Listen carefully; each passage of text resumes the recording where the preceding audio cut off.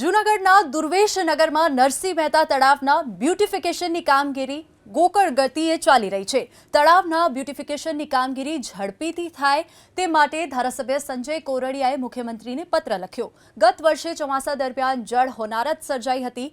કારણ માત્ર એટલું કે તળાવના બ્યુટિફિકેશનની કામગીરી ધીમી ચાલી રહી હતી। ત્યારે આ વર્ષે પણ કામ પૂર્ણ નથી થયું, જેને લઈ કામગીરી પૂર્ણ કરવા સ્થાનિકોએ માંગ કરી।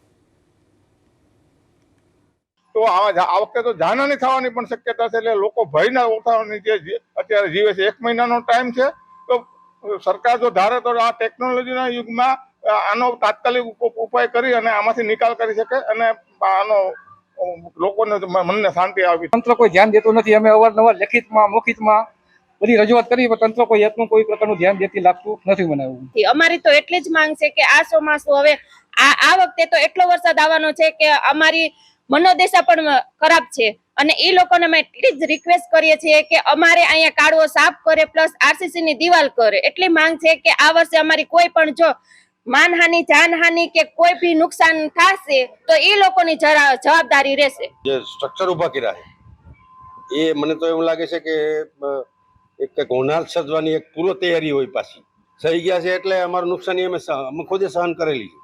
એમાં તંત્રએ મંતર ગતિએ ખાલી સફાઈ કરી દીધી, કચરો કાઢી દીધો, ત્યારબાદ તો અમે એક વર્ષથી એમને રજૂઆતો કરીએ છીએ। અમારા બૈરાઓ જાય છે, અમે જાય છે, પણ કોઈ મિલીભગત એવું મને લાગે છે કે અહીંયા જેટલા 500 ફેમિલી રહેશે એ જે કમરી અમારે તમારી કાંઈ પડી નથી।